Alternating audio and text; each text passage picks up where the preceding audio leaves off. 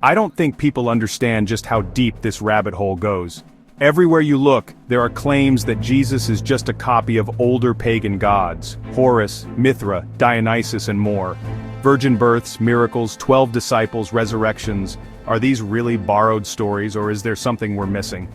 As an investigative journalist, I couldn't ignore the whispers and the memes. I had to know, is there any truth behind these viral claims? What if everything you thought you knew about the copycat Christ narrative was just another modern myth?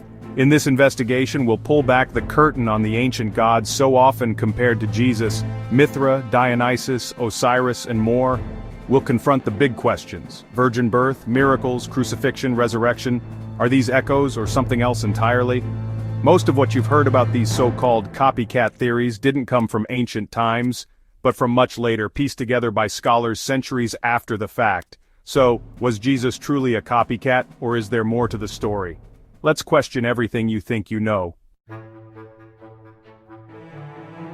Let's begin with Mithra, a figure whose origins stretch back to the ancient Persian world, long before his name became known in the Roman Empire. Mithra was a Persian deity who later became especially popular among Roman soldiers, spreading across the empire as part of a secretive cult known as Mithraism. His worship was mysterious, often conducted in underground temples called Mithraea, and his image was associated with loyalty, contracts, and the cosmic order. Today, the internet is full of claims about Mithra, stories that he was born of a virgin on December 25th, had 12 disciples, performed miracles, and was resurrected after death. These claims are often presented as striking parallels to the story of Jesus, but when we look at the actual ancient myths, a very different picture emerges. Mithra was not born of a virgin, but rather sprang fully grown from a solid rock, a dramatic and symbolic birth unique to his legend. The association of Mithra's birth with December 25th is a much later development, likely influenced by Roman festival dates and not found in the earliest Persian or Roman sources about Mithra. The so-called 12 disciples of Mithra are actually representations of the 12 zodiac signs, which appear frequently in Mithraic art. These are not followers or students, but cosmic symbols, reflecting Mithra's role as a mediator between the heavens and earth. There's no record in the ancient sources of Mithra having a Last Supper, or of him dying and rising again. The rituals of Mithraism were secretive, but the surviving evidence doesn't support these popular internet claims. Instead, the central myth involves Mithra slaying a sacred bull, a powerful act believed to bring life and fertility to the world. After this, Mithra is said to ascend to heaven alive, not through death and resurrection. The core Christian message, death and resurrection for the forgiveness of sins, is simply not present in Mithraism. The two belief systems have fundamentally different stories and purposes. When we examine the ancient evidence, the supposed parallels between Mithra and Jesus quickly fall apart. The similarities are more the result of modern speculation than historical fact. In reality, the story of Mithra and the story of Jesus are fundamentally different, each rooted in their own unique cultural and religious traditions. Now that we've separated fact from fiction about Mithra, let's move on to the next claim. Next, we turn to Dionysus, the Greek god of wine, revelry, and ecstatic celebration. Dionysus was a central figure in ancient Greek religion and culture, often associated with the pleasures of life, wine, music, dance, and the freedom of letting go. Festivals in his honor, known as Dionysia, were some of the most anticipated events in the Greek calendar, filled with theatrical performances, feasting, and communal joy. Some later claims and interpretations suggest that Dionysus was born of a virgin, could turn water into wine, died, and was resurrected, parallels that have been drawn to the story of Jesus. However, these claims are often based on later reinterpretations or misunderstandings of the original myths. In the actual Greek myths, Dionysus was the son of Zeus, the king of the gods, and Semele, a mortal woman. Importantly, Semele was not a virgin. She had a relationship with Zeus, which led to Dionysus's conception. The story is far from a miraculous virgin birth. The birth of Dionysus is unique, but not in the way some suggest. After Semele's tragic death, Zeus rescued the unborn Dionysus and sewed him into his own thigh until the baby was ready to be born. This unusual birth highlights the fantastical nature of Greek mythology, but it's not a virgin birth in any sense. Dionysus is famous for making wine flow abundantly, but as the god of wine, this was simply part of his divine role. There are stories of him providing wine for his followers, but these are not described as singular, miraculous events like Jesus turning water into wine at Cana. Instead, they reflect his ongoing association with the vine and the harvest. The tales of Dionysus's death and rebirth are deeply symbolic, representing the cycles of nature, the dying and returning of vegetation with the seasons. These stories were never meant to be understood as literal historical events, but as allegories for the rhythms of life, death, and renewal in the natural world. Ultimately, Dionysus's myth is about the eternal cycle of nature and the joy of communal celebration, not a one-time, world-changing resurrection. His story is woven into the fabric of Greek culture and the land itself.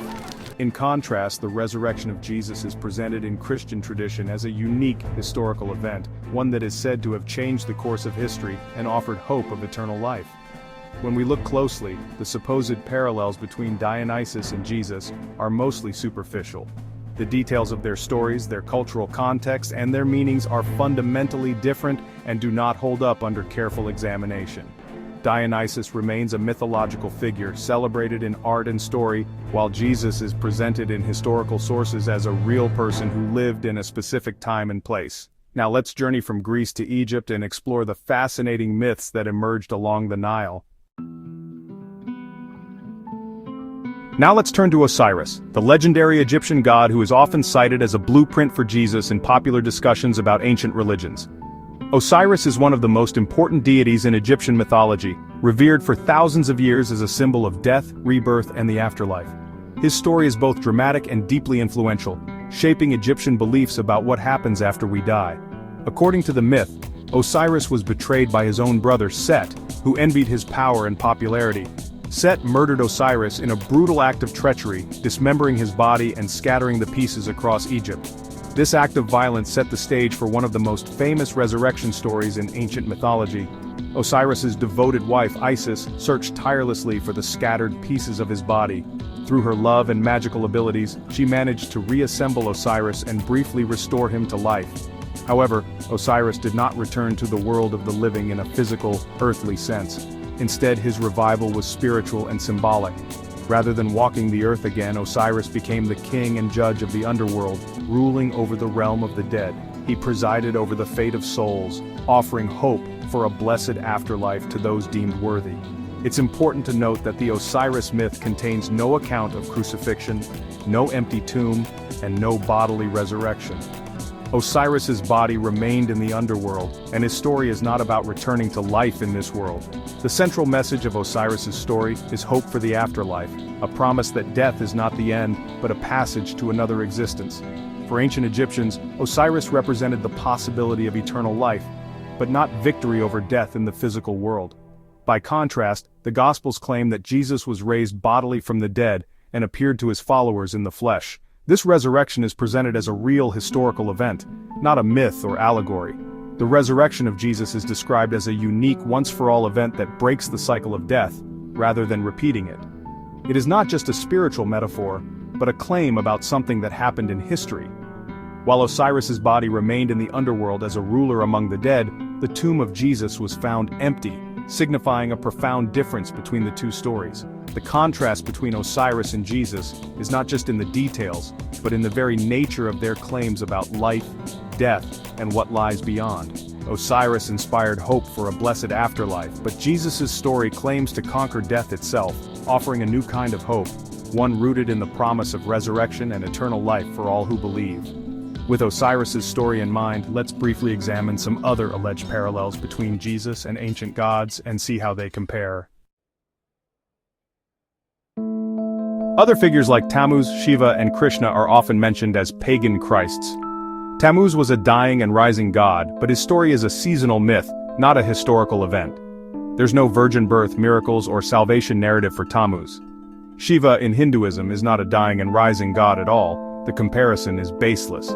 Krishna's mother was married, not a virgin, and his death was accidental, not a crucifixion or resurrection. The claims about these figures are unsupported by their own ancient texts. Most so-called parallels are based on misunderstandings or modern inventions. The stories of these gods are mythological cycles, not historical claims. The comparison to Jesus is superficial at best. The evidence just isn't there. Now let's address the most famous alleged parallel, Horus. This is where the misinformation really peaks.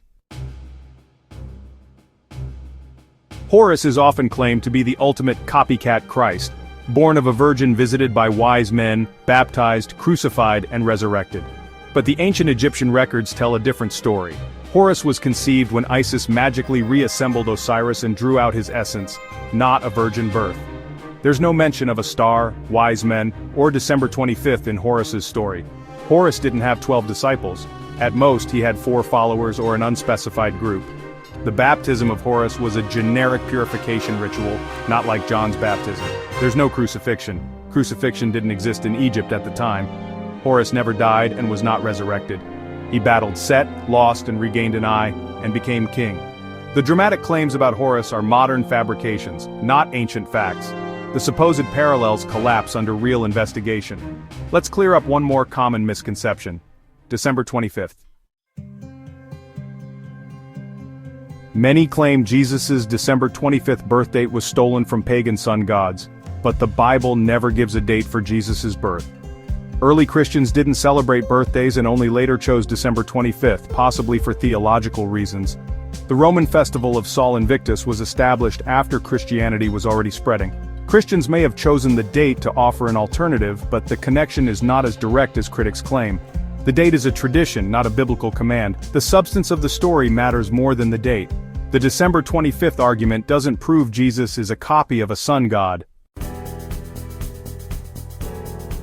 After debunking the myths, we're left with the resurrection of Jesus, the heart of Christianity. Pagan stories are mythological cycles, not historical events.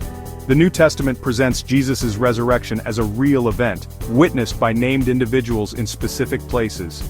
Paul wrote that over 500 people saw the risen Jesus, many still alive at the time. Osiris rules the dead. Dionysus is reborn in myth. Horus never dies. Jesus died on a Roman cross, was buried, and his tomb was found empty. He appeared to his followers for 40 days, offering proof of his resurrection. This was not a seasonal myth, but a claim of physical victory over death.